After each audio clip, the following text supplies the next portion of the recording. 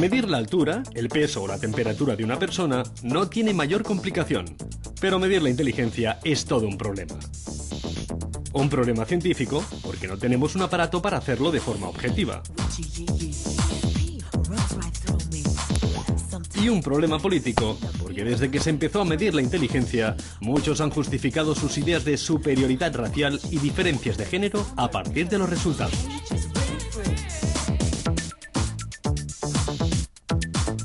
Y lo curioso es que los primeros test de inteligencia se crearon por una razón completamente diferente.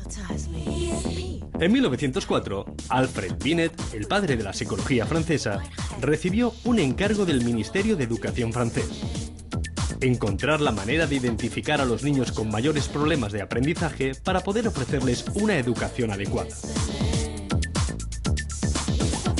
Así que Binet se enfrentó al problema de medir algo que ni siquiera sabía definir: la inteligencia. Su solución fue el primer test de inteligencia. Y así empezó la controversia. Mucho antes de la Alemania nazi, en Estados Unidos ya se hablaba de esterilizar a los llamados imbéciles o idiotas, es decir, aquellos que puntuaban más bajo en los test de inteligencia. Hoy pocos proponen soluciones tan desmesuradas, pero los test de inteligencia todavía sirven para los que creen en la superioridad de unas culturas frente a otras. ¿Sabemos en realidad qué es la inteligencia? ¿La heredamos o la desarrollamos a lo largo de la vida? ¿Sirven los test para medirla? ¿Qué dice de nosotros el coeficiente de inteligencia? Se lo preguntamos a Antoni Castelló, psicólogo de la Universidad Autónoma de Barcelona. La inteligencia sigue siendo uno de los misterios del cerebro. No sabemos cómo miles de millones de neuronas trabajan unidas para que podamos de repente solucionar un problema o comprender una situación. Antoni nos ayuda a entender lo que sí sabemos de la inteligencia. Tony, todos queremos reconocer a una persona inteligente en el momento en que la vemos, pero ¿la idea popular de inteligencia coincide con la científica? No. Normalmente la idea popular está más centrada en lo que serían aspectos de funcionamiento o comportamiento de la persona ajustados a los valores culturales, mientras que la científica, de hecho, se refiere a lo que sería la capacidad de representar información y procesar o manipular estas representaciones. En la inteligencia, ¿cuánto hay de genético y cuánto de aprendido a lo largo de la vida? Afectan a dos dimensiones distintas. La genética esencialmente confluye en configurar un cerebro determinado, con un potencial determinado. De todos modos, ese cerebro se utiliza de una manera u otra según el contexto cultural o ambiental en que se esté. Por ejemplo, si Albert Einstein, con su mismo cerebro, en lugar de nacer en Centro Europa, hubiera nacido en África en la misma época, pues el cerebro sería el mismo. Pero las condiciones para, de alguna forma, pues no tan solo aprender parte de mecanismos e instrumentos físicos y matemáticos, sino para desarrollar este tipo de funciones hubieran sido prácticamente imposibles. Significaría en este sentido que no es que los africanos, por ejemplo, tengan peores cerebros que los europeos, sino que, en todo caso, cierto contexto cultural permite sacar más partido de un mismo recurso mecánico o biológico. ¿Y las habilidades deportivas, por ejemplo, también se pueden considerar inteligencias? Sí. Es representación del cuerpo y del movimiento y, por tanto, es una forma de inteligencia. Quizás relativamente poco prestigiosa, hasta no hace mucho. Al menos ahora sí que coinciden que personas con estas habilidades también coinciden con personas ricas por la obtención de muy buenos salarios. Otro tipo de inteligencia del que se habla es la inteligencia emocional. ¿Existe, verdad? Sí, a grandes rasgos la inteligencia emocional recoge dos formas de inteligencia, que es la intrapersonal, más literalmente referida a las propias emociones o estados internos, y la interpersonal, que en este caso es la representación de objetos sociales, otras personas, otros seres humanos. Entonces, ¿por qué ha habido tanto boom con respecto a la inteligencia emocional? Se han vendido un montón de libros al respecto, ¿no? Sí, sí, sí. En parte como operación de marketing, se ha promocionado bien, y en parte pues bastante más sensata en este caso, debido al hecho que las medidas más tradicionales de inteligencia, que evalúan más aspectos abstractos o aspectos académicos de la misma, eran malos predictores de lo que sería éxito profesional. De algún modo, los entornos profesionales reclaman otro tipo de representaciones, como las interpersonales, las de relación con un equipo de trabajo, con personas que están cooperando para una tarea determinada, que no están contenidas en las pruebas clásicas.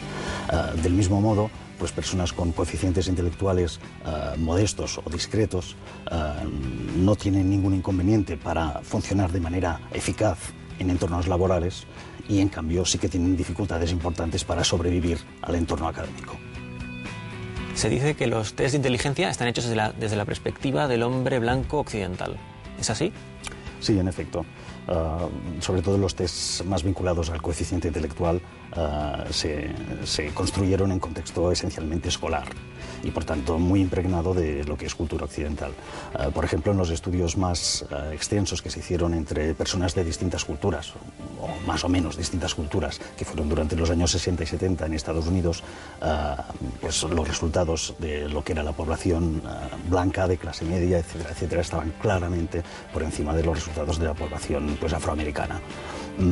Sin embargo, bueno, esa misma población la reconocemos también en términos mundiales como altamente capacitada para aspectos como el canto, la música, y han aportado un buen número de cantantes y músicos pues brillantes.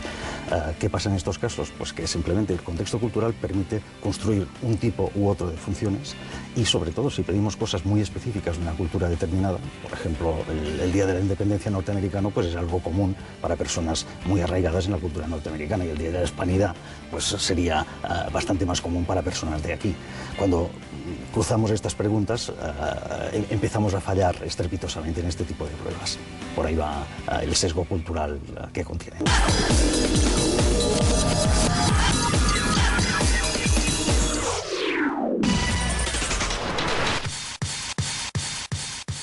Tony, el coeficiente de inteligencia, ¿qué es lo que mide? Mide un tipo determinado de recursos intelectuales que son sobre todo los vinculados con el aprendizaje académico. De hecho, en términos más modernos, diríamos que incluye sobre todo componentes de carácter verbal, lógico y de gestión de la memoria. Son tres recursos que en entorno académico sirven muchísimo, fuera del entorno académico, pues algo menos. Entonces, ¿qué es lo que no mide y sí es importante para la inteligencia? Sí, pues no mide aspectos de carácter interpersonal, por ejemplo, no mide aspectos de creatividad, ambas son muy relevantes, y de hecho pues, otras formas bastante más específicas, digamos un buen CI no garantiza, por ejemplo, que una persona pues, pueda ser un buen perfumista, un buen cocinero o cocinera. Simplemente porque los recursos olfativos, gustativos, no están para nada representados en esa prueba. Entre otros, de hecho, son bastante más importantes los dos primeros. Pero un coeficiente de inteligencia bajo es un estigma muy fuerte para la gente actualmente, ¿no? Sí, en nuestra cultura, sobre todo. Básicamente porque el espacio, digamos, del aprendizaje académico es bastante importante. O sea, son 20 o más años en que una persona puede pasar en este entorno. De todos modos, es un efecto limitado. Es decir, fuera del entorno académico, los recursos más útiles para el mismo pierden eficacia y otros ganan importancia. Comentábamos, por ejemplo, el tema de interacciones sociales.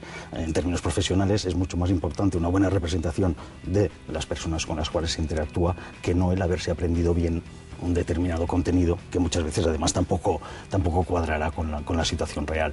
Entonces, un coeficiente de inteligencia bajo no predice un fracaso absoluto en la vida de una persona. No, ni mucho menos. Probablemente se obtengan más complicaciones por el estigma que se genera durante la etapa académica que no por las posibilidades reales de las personas en sí. Dicen que de media cada 10 años anotamos 3 puntos más en los test de inteligencia. ¿Eso cómo se explica? Bueno, hay factores que intervienen y están muy relacionados precisamente con la carga cultural. Es decir, parte de lo que miden esos test de inteligencia, los de cociente intelectual, es aprendible desde fuera. La instrucción, la escuela, por ejemplo, es un factor predominante. Van habiendo mejoras instruccionales, por tanto, mejoran algo el rendimiento, especialmente por la parte más baja, por los CIs más discretos. El acceso a la información en general, Internet, documentos televisivos, material escrito, etcétera, etcétera, también ha mejorado sensiblemente y por tanto se va notando ahí. De algún modo, además, existen determinadas culturas en las cuales pues, hay un entrenamiento explícito en superación de estos test. Por ejemplo, en Corea del Sur es bastante común que en las familias se practique entrenamiento con pruebas muy semejantes a las de las pruebas de cociente intelectual para, de algún modo, optimizar el rendimiento de sus hijos. ¿Tú crees que los test que tenéis para trabajar son suficientemente eficientes? Son razonablemente eficientes, funcionan, es decir, miden con precisión aspectos limitados de lo que es el funcionamiento intelectual. No es que lo midan todo, ni por obtener una buena puntuación en una prueba determinada, pues significa pues, tener lo que es esta visión más popular, una inteligencia en general potente. Significa que en ese recurso en concreto, pues bueno, la persona puede funcionar de manera eficiente. Pero si me permites el caso, por ejemplo, muchas de las pruebas de inteligencia verbal incluyen aspectos como mano es a guante, como pie es a pues calcetín o zapato, lo que sea. ¿Esto es lenguaje? Sí. ¿Es todo lenguaje? Pues no. No, es hacer analogías en concreto con material lingüístico, no hay más que esto. Si de ahí sale poesía o sale literatura o cualquier otra situación, estaríamos a muchísima distancia. Por tanto, si decimos, ¿estamos midiendo bien estas analogías verbales? Sí, no hay ningún problema. ¿Esto es verdaderamente una estimación de la capacidad lingüística de esa persona? Ahí tenemos que ser muy cautos. Ahora, para terminar, si tuvieras que dejar algo claro, algo que todo el mundo entienda sobre la inteligencia y la manera de medirla, ¿qué sería? Bueno, probablemente que la medición es una cosa y la inteligencia es otra. Es decir, en sí no tenemos coeficiente intelectual. Tenemos un cerebro que funciona mejor o peor y que, por tanto, la inteligencia está ahí, en cómo está funcionando nuestro cerebro. El coeficiente no es más que un índice de medición del mismo.